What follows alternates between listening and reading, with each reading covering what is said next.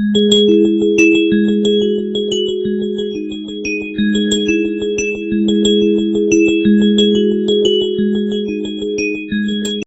Friends, यहाँ पे हम एनसीईआरटी एक्सरसाइज 1.2 को सॉल्व कर रहे हैं नंबर सिस्टम को। पहला क्वेश्चन है हमारा, state whether the following statements are true और फॉल्स, जस्टिफाई योर आंसर। इसमें स्टेटमेंट कुछ दिया हुआ है, 3 स्टेटमेंट दिया हुआ है। इस तीनों में को देखना है कि इसका जो स्टेटमेंट है वो सही है या गलत है, यानी कि ट्रू है या फॉल्स है।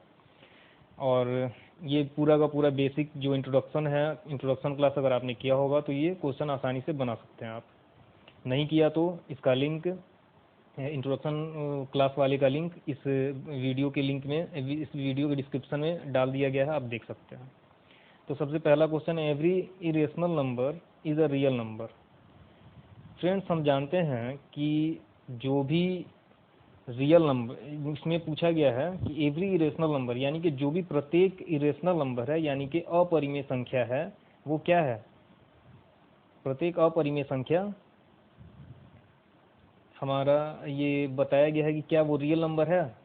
तो हम जानते हैं कि जो भी परिमेय संख्या होता है, परिमेय और अपरिमेय यानी कि रेशनल और इरेशनल, इस दोनों का जो ग्रुप अगर एक साथ मिला देते हैं तब जा करके वो रियल नंबर कहलाता है। मतलब रियल नंबर में इरेशनल नंबर भी आता है और रेशनल नंबर भी आता है। तो इस तरह से हम बोल सकते हैं कि every irrational number is a real number, क्योंकि उसमें तो उसके ग्रुप में तो रेशनल भी है और इरेशनल भी है, इसलिए हम सारे के सारे इरेशनल को रियल नंबर बोल सकते हैं। इसलिए ये सही है, because all rational and irrational numbers form the group collection of real number. Second question है, every point on the number line is of the form root M where M is a natural number. ऐसा possible ही नहीं है, क्योंकि बहुत सारा negative जो भी नेचुरल नंबर है हमारा, तो वो तो इस फॉर्म में एग्जिट ही नहीं करेगा, इसलिए ये वाला स्टेटमेंट रॉन्ग हो जाता है। इसलिए हम इसको लिख सकते हैं, because negative numbers can not be the square root of any natural number. Next, every real number is a rational irrational number. ये भी फॉल्स है पूरी तरह। क्या इसमें बताया गया है कि पूरा का जितने भी रियल नंबर हैं हमारे, वो सारे के सारे क्या इरेशनल हैं? अगर आप इंट्रोडक्शन क्लास पढ़े होंगे तो आपको इसमें बताया दिया गया था कि रियल नंबर में रेशनल और इरेशनल दोनों ही आते हैं। जो कि यहाँ पे स्टेटमेंट दिया हुआ है, ये गलत स्टेटमेंट दिया हुआ है कि सिर्फ रियल नंबर, जितना भी रियल नंबर है वो सिर्फ इरेशनल होगा, ये गलत है। चलिए, तो इसको हम लिख सकते हैं, because rational numbers are also a part of a real number, इसलिए ये स्टेटमेंट फॉल्स है। Next question, question number 2, are the square roots of all positive integer is rational? If not, give the example. इसमें बताया गया है क्या जो भी पॉजिटिव इंटीजर हैं उनका स्क्वायर रूट क्या सभी के स्क्वायर रूट ये इरेशनल ही होते हैं? ऐसा नहीं है, क्योंकि हम लोगों ने पढ़ा था कि जो भी मतलब परफेक्ट स्क्वायर हो, परफेक्ट स्क्वायर हो तो वो इंटीजर कभी भी इरेशनल नहीं होगा, वो रेशनल ही होगा। जैसे एज फॉर एग्जांपल यहाँ पे रूट 4, ये 4 का अगर रूट हम लेते हैं तो उसका रूट हटाने पे वो 2 आएगा। ऐसे ही अगर 9 का रूट हम लेते हैं तो ये 3 आएगा। इस तरह से ये जो 3 है ये हमारा क्या है, ये एक रेशनल नंबर है, ना कि इरेशनल है। और अगर हम रूट 2 लेते हैं तो ये क्या हो जाएगा हमारा, ये इरेशनल होगा। रूट 5 लेते हैं तो ये भी इरेशनल होगा। ऐसे ही बहुत सारे हैं नंबर जिनका रूट क्या है, जो मतलब परफेक्ट स्क्वायर नहीं है, वो सारे के सारे इरेशनल है, और जो परफेक्ट स्क्वायर है वो रेशनल होते हैं। ऐसे ही अगर परफेक्ट क्यूब है, अगर मान लो 8 और ये क्यूब रूट है, तो ये भी क्या है, ये रेशनल है, ना कि इरेशनल। अगर ये पूछा जाए ये क्या है, ये इरेशनल है या रेशनल है, तो ये रेशनल है, क्योंकि अगर इसको सॉल्व करेंगे हम तो हमारा 2 आएगा, जो 2 क्या है, एक 2 एक रेशनल नंबर है, ना कि इरेशनल नंबर है। ये ध्यान में रखना है। फोर्थ रूट भी है, अगर किसी का परफेक्ट फोर्थ रूट है वो भी क्या होगा, रेशनल होगा, इरेशनल नहीं होगा। चलिए नेक्स्ट क्वेश्चन देखते हैं। So how root 5 can be represented on the number line. इसमें सबसे पहले हम लोग यूज करते हैं पाइथागोरियन थ्योरम का। इसको अच्छे से समझने के लिए सबसे पहले तो हम अच्छे से समझने के लिए हम इसका इसको बोर्ड पे समझा देते हैं। फ्रेंड्स, ये क्वेश्चन नंबर 3 है और इसमें हमें इरेशनल नंबर को नंबर लाइन पे लोकेट करना है।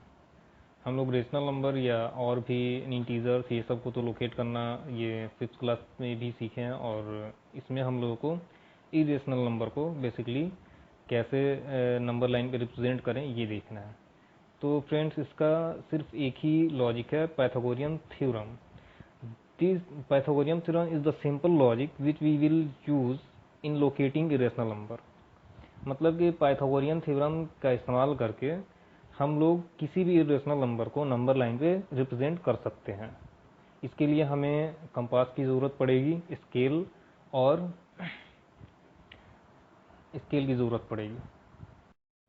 फ्रेंड्स, पहले पाइथागोरियन थ्योरम को देख लेते हैं। ये तो हमारा नंबर लाइन हो गया। पाइथागोरियन थ्योरम बेसिकली 90 डिग्री वाले राइट एंगल ट्रायंगल को समझने के लिए, या उसको ये रिप्रेजेंट करता है समझ लीजिए। तो ये हमारा एक 90 डिग्री का राइट एंगल ट्रायंगल है। इसमें ये 90 डिग्री है, और इसके सामने वाले जो ये साइड हैं ये हाइपोटेन्यूज इसको बोलते हैं, इसको हाइपो हम बोल सकते हैं, एच। और ये हमारा बेस हो गया, और ये परपेंडिकुलर हो गया। अब इसमें ये होता है कि बाय पाइथागोरियन थ्योरम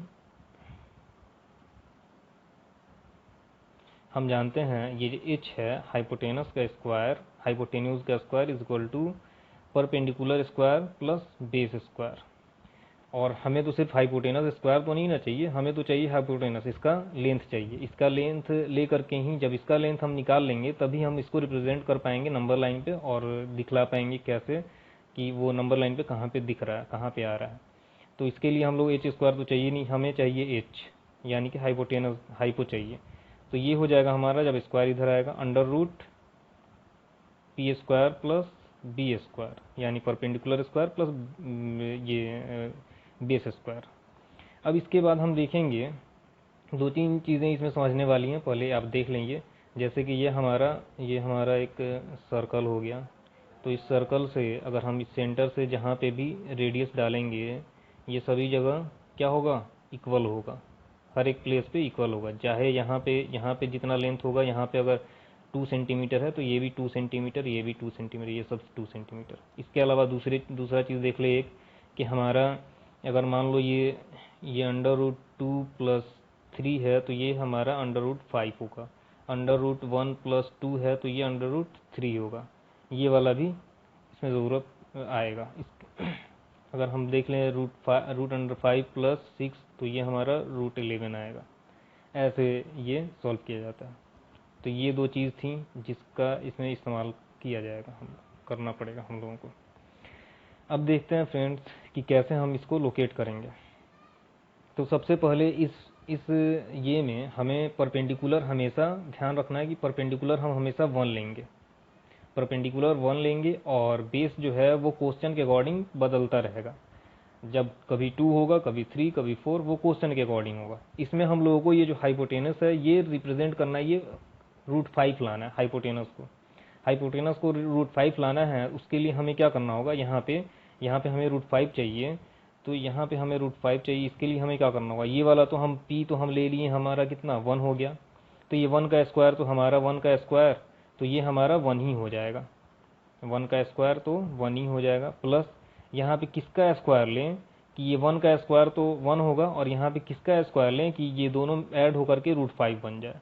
तो यहाँ पे हम 2 का स्क्वायर लेते हैं, तो 2 का स्क्वायर हमारा यहाँ पे आ जाता है, 1 का स्क्वायर तो हमारा 1 हो गया अंडर रूट, प्लस 2 का स्क्वायर 4 हो गया, और इस तरह से ये अंडर रूट 5 हो गया। यानी कि हमारा यहाँ पे P1 और P कितना हो जाएगा, बेस 2 हो जाएगा। इस तरह से हम देखेंगे परपेंडिकुलर हमारा ऊपर की तरफ रहेगा, तो यहाँ से परपेंडिकुलर हम 1 यूनिट लेंगे, और ये बेस हमारा कितना है, 2 यूनिट है।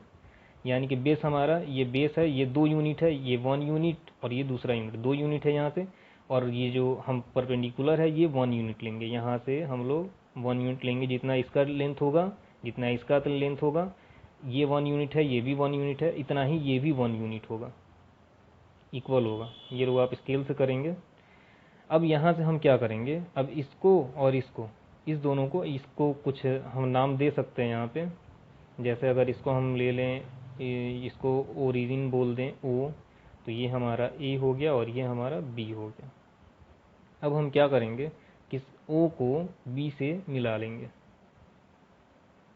अब जैसे हम लोग यहाँ पे इसको सेंटर मान करके और इसको ये रेडियस बनाते थे, ये पूरा का पूरा सरकमफ्रेंस बनाते थे, तो अब यहाँ से हम इसको सेंटर मान करके, इसको ओरिजिन मान करके, और ये इस लेंथ का हम लेंगे, इस लेंथ को लेकर के हम आर्क खींचेंगे। आर्क खींचेंगे, अगर हम चाहें तो इसको पूरा सर्कल भी बना सकते हैं, यहाँ पे सेंटर ले करके ये पूरा सर्कल बना सकते हैं ना, पूरा सर्कल बना सकते हैं। लेकिन हमें सर्कल नहीं चाहिए, हमें तो नंबर लाइन पे √5 चाहिए, क्योंकि इसका √5 है लेंथ, इसका हमारा 1 था, इसका 2 है, इस तो यहाँ से यहाँ तक का ये 2 है, और तो ये 1 है और ये 2 है, इस दोनों को जब हम ऐड किए तो √5 हमारा आ गया। तो अब ये वाला लेंथ, अब ये वाला जहाँ पे भी घूमेगा, ये लेंथ यहाँ पे आए या तो यहाँ पे आए तब भी ये √5 ही होगा, यहाँ पे आए तब भी ये √5 ही होगा।